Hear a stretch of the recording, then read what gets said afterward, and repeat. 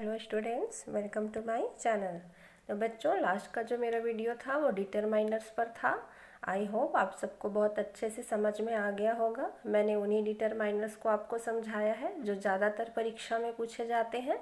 आप उन सबको बार बार प्रैक्टिस करिए, आपसे डेफिनेटली सभी बन जाएंगे। तो चलिए बच्चों, आज का जो मेरा वीडियो है वो भी इंग्लिश ग्रामर पर है। आज मैं आपको कंजक्शन के बारे में समझाऊंगी। ये भी मोस्ट इम्पॉर्टेंट है, इसे भी परीक्षा में हर साल पूछा जाता है।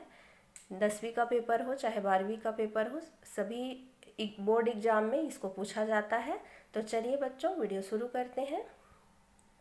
तो देखते हैं कंजक्शन। तो कंजक्शन का अर्थ होता है बच्चों संयोजन करने वाले, यानी जोड़ने वाले। तो ये वाक्यों को जोड़ने का काम करते हैं। यहाँ पे हम इनको यूज कैसे करेंगे उसके बारे में पढ़ते हैं। तो आज के वीडियो में मैं आपको सो दैट, अनलेस, इफ, इन दोनों कंजक्शन को पढ़ाऊंगी। और नीचे जो 3 कंजक्शन आपको नज़र आ रहा है बच्चों, उसको मैं इस वीडियो का पार्ट 2 बना के समझाऊंगी। सभी 5 कंजक्शन मैं इसी वीडियो में इसलिए नहीं समझा रही हूँ क्योंकि वीडियो बहुत लंबा हो जाएगा, इसलिए मैंने इसको 2 पार्ट में डिवाइड कर दिया है। चलिए तो हम वीडियो शुरू करते हैं। तो सबसे पहला हमारा कंजक्शन है यूज़ ऑफ सो दैट। चलिए, जाना पहचाना है आप लोगों के लिए ये नाम, सो दैट। तो सो का मतलब क्या होता है? बहुत। तो बहुत शब्द है, इसको हम कहाँ पे यूज करेंगे? देखिए, एग्जाम्पल लेके मैं आपको समझा रही हूँ। पहला एग्जाम्पल है the box is very heavy, I can not lift it. 2 sentence है। कंजक्शन का काम ही है बच्चों कि ये सेंटेंस को ये जोड़ देता है। तो कैसे जुड़ेगा? देखिए, यहाँ पे पहले सेंटेंस को देखिए, वेरी। तो वेरी का मतलब होता है बहुत, और सो का मतलब भी मैंने आपको बताया, बहुत। तो 2 बार हम आंसर में बहुत नहीं लिख सकते, इसलिए यहाँ पर हमें वेरी को हटा देना है और उसके जगह पे हमें सो लिख देना है। फिर देखिए क्या होगा, the box is so heavy. अब देखिए, हैवी के बाद वहाँ कॉमा लगा हुआ है, वहाँ से फिर दूसरा सेंटेंस हमारा शुरू हो गया है। तो यहीं पर जहाँ पहला सेंटेंस ख़त्म होता है और दूसरा शुरू होता है, इन दोनों के बीच में आपको दैट लगाना है। बस इतना ही करना है बच्चों। देखिए, फिर ये हो गया the box is so heavy that I can not lift it. इस तरीके से इसे बनाना है। दूसरा देखिए, my brother worked hard, he passed the test. देखिए, अब यहाँ बोल रहे हैं कि मेरा भाई कड़ी मेहनत किया, मेरा भाई टेस्ट में पास हो गया। तो 2 सेंटेंस है यहाँ पे। अब आपको इन दोनों को जोड़ना है। चलिए देखिए क्या हो जाएगा, my brother worked so hard that he passed the test. देखिए, बहुत सिंपल है। वर्कड सो हार्ड, कितना मेहनत किया? तो बहुत मेहनत किया, इसलिए हार्ड के पहले सो लगा दीजिए, और जब पहला सेंटेंस खत्म हो गया दूसरे के पहले आपको दैट लगाना है। चलिए, हो गया। थर्ड देखिए, ही इज़ वेरी प्राउड। यहाँ भी वेरी है, सिंपल है, वेरी को हटा दीजिए, सो लगा दीजिए, तो ही इज़ सो प्राउड हो जाएगा। He will not ask for help. तो यहाँ दूसरा सेंटेंस शुरू हो रहा है, तो उसके ठीक पहले आप दैट लगा दीजिए, तो ये हो जाएगा he is so proud that he will not ask for help. तो इस तरीके से सो दैट का जो यूज़ है बच्चों, बहुत ईजी है। चलिए आगे बढ़ते हैं। Use of unless, if. यहाँ पे दोनों का अर्थ मैं नहीं लिख पाई हूँ, मैं समझा देती हूँ। अनलेस का अर्थ होता है बच्चों यदि नहीं, और इफ का अर्थ होता है यदि। मैंने कहा अनलेस का अर्थ होता है यदि नहीं, मतलब क्या है, ये ऑलरेडी निगेटिव है, यानी इसके पास नहीं लगा हुआ है। बस इस बात को ध्यान रखिए, इससे जुड़े क्वेश्चन अब आपसे बन जाएंगे। बच्चों, क्वेश्चन यहाँ कैसे पूछा जाता है पहले समझ लीजिए। 2 तरीके से प्रश्न यहाँ पूछा जाता है, मैं दोनों यहाँ क्लियर कर रही हूँ आपको।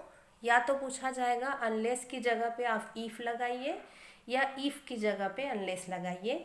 इस तरीके से प्रश्न में आपको पूछा जाएगा। चलिए, मैंने क्या किया है, इफ की जगह पे मैंने अनलेस लगाया है। चलिए देखिए क्या हो जाएगा, if you do not finish the job in time you will be sacked. देखिए बच्चों, यहाँ पे कुछ चीज़ें हैं जो आपको समझनी है। अगर इफ़ लगा होगा तो याद रहे उसके साथ हेल्पिंग वर्ब और नॉट ज़रूर लगा रहेगा, क्योंकि इफ़ का अर्थ यदि है, उसके साथ नहीं शब्द नहीं जुड़ा है, इसलिए उसको निगेटिव बनाने के लिए तो हमें नॉट लगाना पड़ेगा। और नॉट हम ऐसे ही नहीं लगा सकते, उसके साथ हमें हेल्पिंग वर्ब लगाना पड़ता है। आपको मैंने डू डज डीड वाले वीडियो में ये सारा चीज़ समझाया है। यदि आपने वो वीडियो नहीं देखा है तो आप जाके उन वीडियोस को देख लीजिए। चलिए, तो if you do not finish the job in time you will be sacked. तो इफ़ लगा इसलिए डू नॉट लगा है। अब चलिए, हमें अनलेस लगाना है। अब आप यहाँ अनलेस लगा दिए तो ये इफ़ हट गया, वहाँ लग गया unless you finish the job.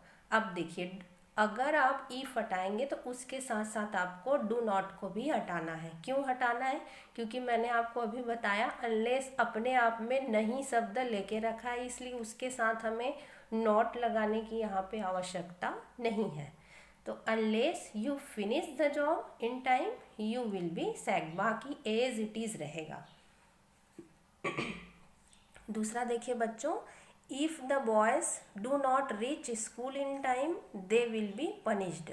यहाँ भी देखिए इफ़ है, इफ़ हटा देना है आपको, डू नॉट लगा है वो दोनों हटा देना है।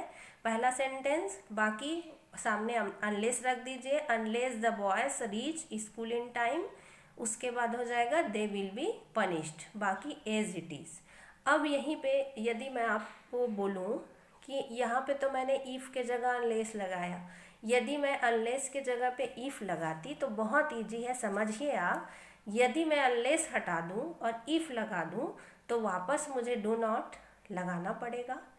तो यही चीज़ आपको ध्यान रखना है बच्चों। अनलेस जब लगाओगे तो डू नॉट हटा देना, या जो भी हेल्पिंग वर्ब होगा नॉट होगा वो हटा देना, और जब इफ़ लगाओगे तो उन दोनों को लगा देना है। बस ये दो ही चीज़ ध्यान रखना है। देखिए तीसरा example, if he does not work hard he will not pass. यदि वह कड़ी मेहनत नहीं करता है तो वो पास नहीं हो पाएगा। तो देखिए बच्चों, अब आप जिन भी बच्चों ने मेरा डू डज डीड वाला वीडियो देखा है उनको यहाँ पे सारा चीज़ समझ में आ गया होगा कि हुआ क्या है। देखिए, यदि हम अनलेस लगा दिए तो डज नॉट तो हट जाएगा, वो तो आपको हटाना ही है। लेकिन एक चीज़ ध्यान में रखना है कि यहाँ हमारा सब्जेक्ट जो है वो थर्ड पर्सन है, यानी ही सी इट किसी के नाम में आ रहा है, तब इसके वर्ब में एस या ई एस लगता है। मैं बता चुकी हूँ, ये रूल है। तो डज नॉट लगाए थे तो हमको वर्ब का हमें यहाँ फर्स्ट फॉर्म रखना था, तो हमने क्वेश्चन में फर्स्ट फॉर्म रखा है वर्क। लेकिन आप जब आंसर दोगे तो डज नॉट आप जब हटा दोगे तो यहाँ पे वर्ब में वापस से एस या ई एस लग जाएगा। बस इस बात को आपको ध्यान रखना है। तो देखिए लग गया है, अनलेस ही वर्क्स, वर्क का वर्क्स हो गया है, hard he will not pass. नीचे रूल जो मैंने अभी आपको समझाया वही लिखा है। देखिए यहाँ पर ध्यान देना है कि जब हम अनलेस लगाएं तब डज नॉट हट गया, और हमारा जो सब्जेक्ट है वह यदि थर्ड पर्सन में है तो हमें यहाँ वर्ब में एस या एस लगाना है, और जिस सेंटेंस में आप अनलेस लगाओगे उसी का नॉट हटेगा, सेकंड सेंटेंस का नहीं। अच्छा, एक चीज़ और ऊपर देखिए बच्चों, आप दोनों सेंटेंस में नॉट लगा हुआ है, डज नॉट ऊपर वाले में लगा है और नीचे ही विल नॉट लिखा है। तो जब हम अनलेस लगाए तो पहले सेंटेंस का ही नॉट को हटाना है आपको, दूसरे का नहीं, क्योंकि अर्थ अभी भी नहीं बदला है। देखिए, यदि वह मेहनत नहीं करता है तो वो परीक्षा में पास नहीं हो पाएगा। तो दो बार नहीं नहीं कहा हमने, तो अनलेस लगाया तो एक बार नहीं आया, तो दूसरे सेंटेंस में तो हमें नॉट एज इट इज़ रखना पड़ेगा। तो इस बात का ध्यान रखेंगे। आप यहाँ पर रूल का स्क्रीनशॉट ले लीजिए बच्चों, जब भी इसके क्वेश्चन सॉल्व करेंगे तो ये सारे रूल आप सामने रख कर करेंगे। तो चलिए बच्चों, ये दो हमारा आज का कंजक्शन हो गया। एक दो और यहाँ से समझ लीजिए। चलिए, कोऑर्डिनेटिंग कंजक्शन जो होते हैं इसमें आपका मैं तीन और जो छोटा छोटा है बस इसको जल्दी बता दे रही हूँ आपको। मैंने पहला लिया है एंड। देखिए यहाँ पे एक एग्जांपल ले रही हूँ, I will shop in the market.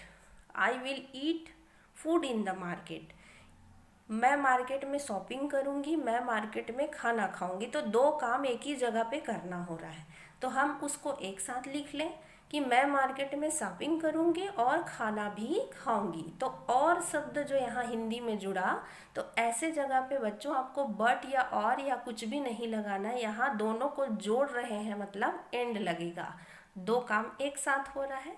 तो ये हो जाएगा I will shop and eat food in the market. ये ब्लैंक में पूछा जाएगा, जब आपको डू एज डायरेक्टेड में ब्लैंक दिए जाएंगे तो वहाँ ब्रैकेट में आपको पूछा जाएगा कि यहाँ पे एंड लगेगा कि और लगेगा कि बट लगेगा, इस तरीके से होगा। तो बहुत ईजी है बच्चों, ध्यान से समझिए इसको।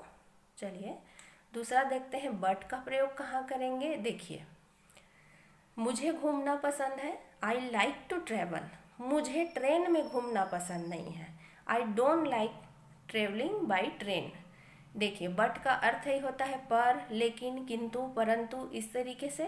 तो मुझे घूमना पसंद है पर ट्रेन में घूमना पसंद नहीं है, तो यहाँ पे लेकिन जुड़ेगा। I like to travel but I don't like travelling by train, तो इस जगह पे आपको बट लगाना है, एंड या और नहीं लगाना है।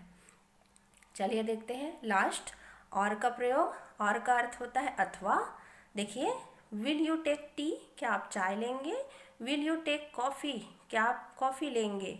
तो अब यहाँ पे आपको दोनों में से एक लेना है, या तो चाय लेना है या कॉफ़ी लेना है, तो ऐसे जगह पे आपको और का प्रयोग करना है। तो विल यू टेक टी और कॉफ़ी। तो बस ये छोटे छोटे कंजक्शन थे आपके, ये आपको ईजिली बनने चाहिए। तो चलिए बच्चों, आज का वीडियो यहीं तक था। इसका सेकंड पार्ट आप ज़रूर देखिए, वो तीनों भी मोस्ट इम्पॉर्टेंट कंजक्शन होंगे। चलिए बच्चों, थैंक यू।